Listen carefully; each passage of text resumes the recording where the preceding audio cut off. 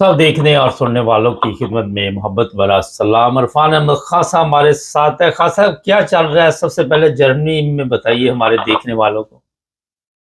Germany में ही कल रात फिर एक गीजन के अंदर एक क्रिसमस मार्केट के करीब एक बंदा अजरबैजान का 32 ईयर्स ओल्ड नौजवान जो है वो मुखालिफ सिम्स से गाड़ी लाया है और उससे टकराई है गाड़ी। तो अभी मार्केट तो वहां से थोड़े फासले पे थी, लेकिन वहां उस एरिया के अंदर ही ये वाकया कल पूरा क्रिसमस जो है, मतलब सीजन अभी तक आराम से गुजरा था। वो खौफ की फिजा जगह जगह थी, तो बार बार ऐलान हो रहे थे और अफवाहें भी उड़ रही थी। लेकिन ये है कि मामला अभी तक तो सुकून था, कोई वाकया नहीं हुआ था, लेकिन कल रात ये वाकया हो गया। अजरबैजान का है, उसकी नीयत क्या थी ये भी पुलिस ने बताया। एक आदमी, एक खातून उसमें शरीर जख्मी हुई है और 3 मामूली जख्मी हुए थे।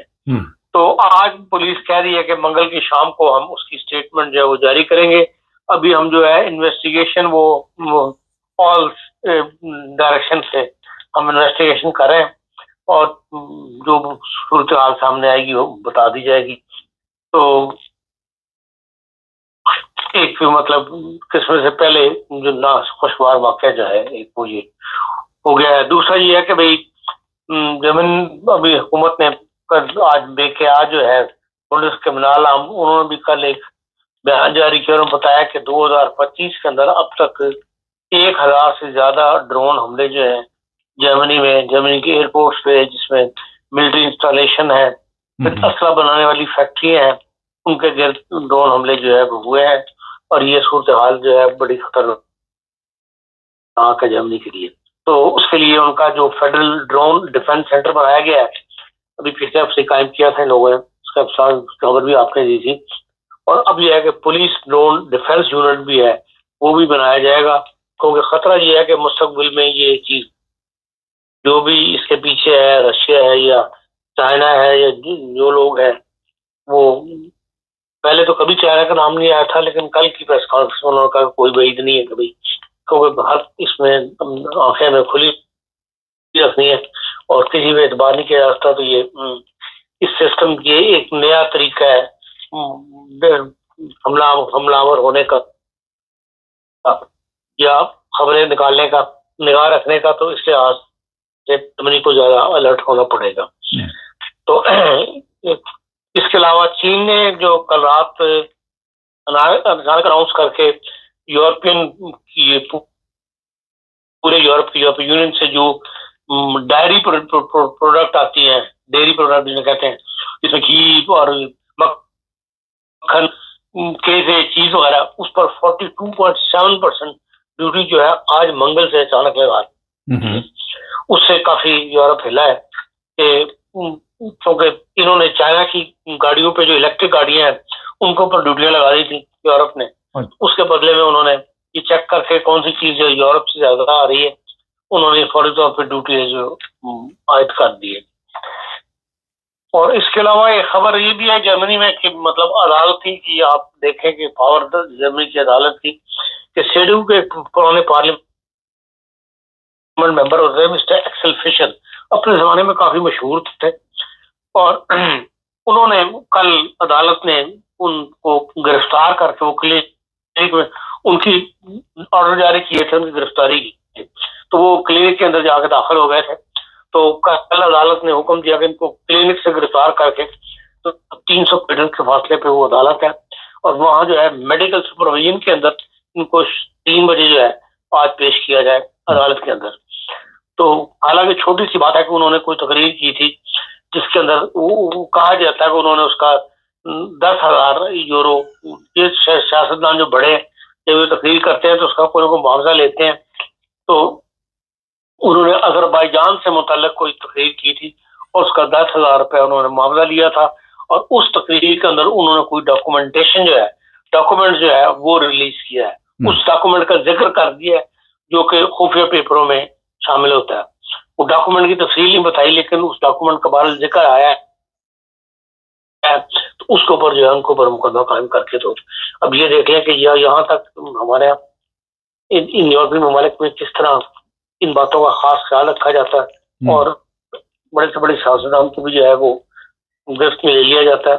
हमारे यहाँ ये आम सी बात है कि आप कहते हैं। ये तो यूरोप की खबर कर ले। बाकी पाकिस्तान में आपको पता ही है कल जो कुछ हुआ है, 2 दिन से जो कॉन्फ्रेंस चल रही थी हिज़्ब इख्तिलाफ वालों की, वो ही टूट फूट का शिकार हो गई। किसी फैसले पे नहीं पहुंच सके। अपने असद रईस साहब जो हमेशा गुफ्तो शरीफ की बात करते हैं कि जी डायलॉग हमेशा जारी रहना चाहिए, जमहूरियत का मौसम यही है, एंड एंड पे आकर उन्होंने जमहूरियत वो बातचीत से इनकार कर दिया, जारी उन्होंने कहा जी ये सब जाली असम्बली है, जाली सियासतदान है, इनसे बातचीत करने का कोई फायदा नहीं। अब जो तरीके इंसाफ तैयार हुई थी बातचीत करने के लिए, जिसमें वो जो असद सब स्पीकर जो सबक स्पीकर है वो और अल्लामा नासिर अब्बास 2 को नॉमिनेट किया गया था कि भाई ये मुस्तशरीद करेंगे, और वो कल एंड पे आके अजहर साहब के इस बयान के बाद वो कमेटी सब खत्म हो गई और 2 दिन बगैर नतीजा के जो है वो कह लें कॉन्फ्रेंस जो है वो खत्म हो गई। अब इसके पीछे कौन है, ये आखिर में क्यों ये हरकत हुई, अब ये तो चंद दिन बाद ही बात सामने आएगी। बाकी जो कुछ गजा के अंदर हो रहा है उसके बारे में बड़ी खतरनाक खबरें आनी शुरू हो गई हैं कि भाई उस वक्त तो कम से जो लोग मिले उस पर बड़ी खुशी का इजहार किया गया, बौले बजाई गई कि जी 6 लोग जो जिन ममालिक से मिले हैं उनमें पाकिस्तान भी शामिल है। अब ये कहा जा रहा है, जो इंटरनेशनल प्रेस लिख रहा है, पाकिस्तान इस मामले में खामोश है, लेकिन इंटरनेशनल प्रेस ये खबरें दे रहा है कि भाई पाकिस्तान अब पीछे हट रहा है। इसलिए कि जो 16 दिसंबर को कॉन्फ्रेंस हुई थी दोहा के अंदर, जिसमें 70 ममालिक को मदऊ किया था अमेरिका की सेंट्रल कमान ने, और उसमें से सिर्फ 45 आदमी उसमें शामिल हुए, और सेंट्रल कमान की जो मुतालबा था उस पे 19 आदमियों ने सिर्फ ममालिक ने वो हाँ की है। और वो मुतालबा ये था कि भाई जो मुश्तरका फौज बनाई जाएगी उसमें हमें जिन जिन ममालिक से फौज चाहिए उनके नाम दिए गए थे, उसमें से सिर्फ 19 ममालिक शामिल हुए कि हाँ हम फौज देने पर तैयार हैं। पाकिस्तान ने अपने तहफ़्फ़ुज़ात का इज़हार किया है जो को अमेरिका को बाहर पसंद नहीं आएगा। तो जिस तरीक पर अमेरिका पाकिस्तान को आगे ला रहा था या उनकी उड़ी चढ़ा रहा था, क्योंकि उसने असल काम ये लेना था उससे पाकिस्तान से। पाकिस्तान ये कहता है कि जो बता रहा है इंटरनेशनल प्रेस के भाई इसके ये फौज जो कब बनेगी, ये 6 ममालिक इसके ऊपर एक बॉडी बनेगी जो फैसले करेगी, और उसमें पाकिस्तान शामिल नहीं है। इसका मतलब है पाकिस्तान की फौज को जो है उस बॉडी के किए हुए फैसले जो है उन पर अमल करना पड़ेगा। वो बॉडी क्या फैसले करती है, अगलबन ख्याल ये है कि क्योंकि हमास को खालियात करना है, बगैर उनसे असला छीनना है, या उनको असले के बगैर हमास को सिर्फ एज ए सियासी विंग उनका रहेगा, और उसके लिए ये खदशा पैदा हो गया कि इस फौज को जो बनेगी हमास के साथ लड़ाया जाएगा और मुसलमान आपस में जो है वो एक दूसरे पर गोलियां चलाएंगे। ये खदशात जो है पाकिस्तान को शामिल नहीं होने दे रहे। इस वजह से पाकिस्तान ने अभी हाँ नहीं किया, और दिन ब दिन जो है प्रेशर बढ़ रहा है। ये जो खबरें उड़ रही हैं कि जी ट्रम्प साहब बुला रहे हैं दोबारा हमारे फॉरेन चीफ साहब को, उसके पीछे भी यही बैकग्राउंड बताई जा रही है कि उनको राजी करना है कि वो अपनी फौज जो पाकिस्तानी फौज भेजें, क्योंकि वो कहते हैं कि टर्की जो है वो निकल गया इससे। टर्की इंडिपेंडेंट था, उसने साफ इनकार कर दिया और उसने 19 ममालिक में फौज में अपना नाम नहीं दिया। तो अब की बड़ी फौज जो लड़ने वाली फौज पीछे पाकिस्तानी रह गई है, बाकी अरब मुल्कों के पास ऐसी फौज लड़ने वाली है नहीं। तो अगर पाकिस्तान ही पीछे आ गया तो पूरे अमेरिका का प्लान जो है पूरा का पूरा वो खत्म हो जाएगा। और कह ये रहे हैं प्रेस वाले पाकिस्तान को फिर इस की सजा दी जाएगी। और जो अमेरिका दूसरी मदद पाकिस्तान की ये कर रहा है कि भाई जो अफगानिस्तान के इर्द गिर्द के ममालिक हैं वहां से भी अफगानिस्तान के तालिबान के खिलाफ आवाज उठवाई जा रही है, मज़ामीन लिखवाए जा रहे हैं। इंटरनेशनल प्रेस के अंदर यूनाइटेड नेशन से भी जो मूवमेंट हुई है अफगानियों के खिलाफ वो भी अमेरिका के कहने पे की गई है, और पाकिस्तान ये मदद करने के लिए तैयार है कि भाई अफगानिस्तान के खिलाफ जो है महाज जो गर्म किया जाए ताकि पाकिस्तान जो दहशतगर्द या इंतहा पसंद भिजवाए जाते हैं बकौल हमारे जनरल साहब के 70% जो है उनमें अफगानिस्तान के शहरी शामिल होते हैं, तो उनसे पाकिस्तान को जो है बचाया जाए। अब ये एक बड़ा मसला है, दो मसले जो है पाकिस्तान के लिए सारे उठाने वाले हैं।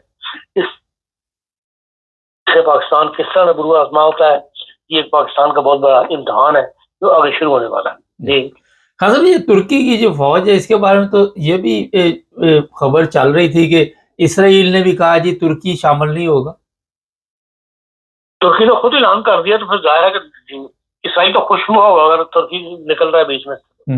अच्छा, जो पाकिस्तान का मसला है कि ये इतला जो आम पब्लिक में दी जा रही है, जो दूसरे लोग हैं जो फलस्तीन और इसराइल के मामलात में पाकिस्तान की फौज को निशाना बना रहे, वो कहते हैं जी ये मुसलमानों के खिलाफ लड़ेगी और डॉलर जो है वो इन फौजियों को जो मिलेंगे वो गवर्नमेंट पाकिस्तान के जो बड़े बड़े लोग हैं उनके पास आएंगे और आम फौजी को तो वो सहूलत ही नहीं मिलेगी।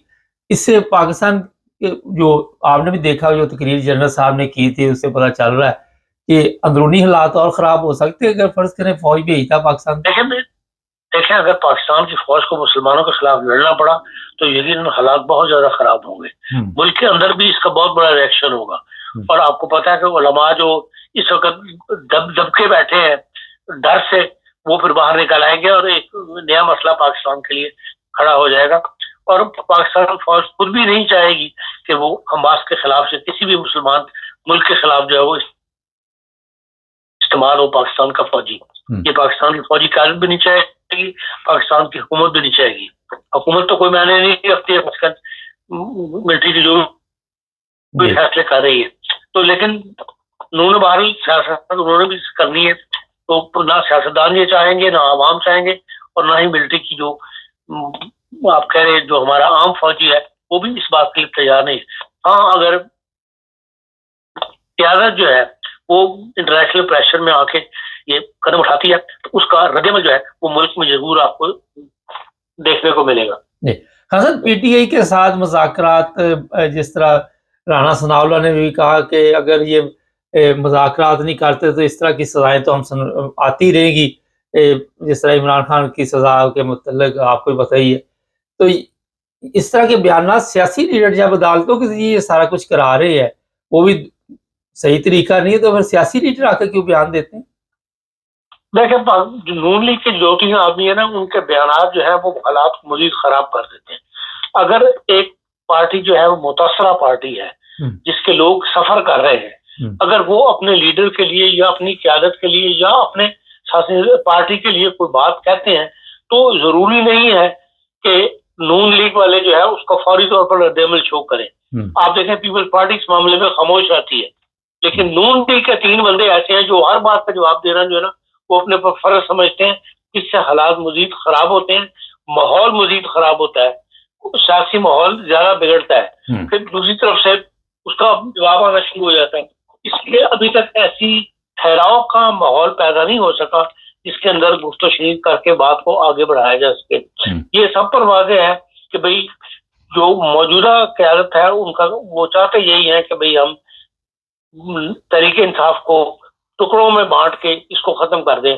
जिस तरह के एमकेएम को खत्म किया गया, इस तरह तरीके इंसाफ भी जो है उसके जोर तोड़ने के लिए पहले उसके मुतबादिल के आते पैदा की जाए, उनको तोड़ा जाए, उसके बाद फिर ये बिल्कुल बेरस्तोपा कर दिया जाए।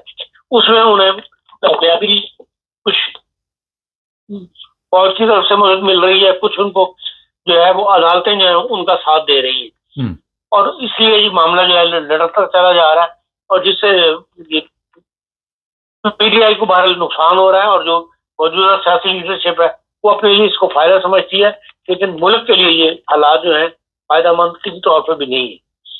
खासा एक जोर पकड़ता जा रहा है कि अगर एक जनरल को सजा हो सकती है तो ये जो बाजवा है इसको भी सजा दी जाए। और ये भी इतला है कि बाजवा साहब वहाँ से यहाँ बेल्जियम आए हुए हैं।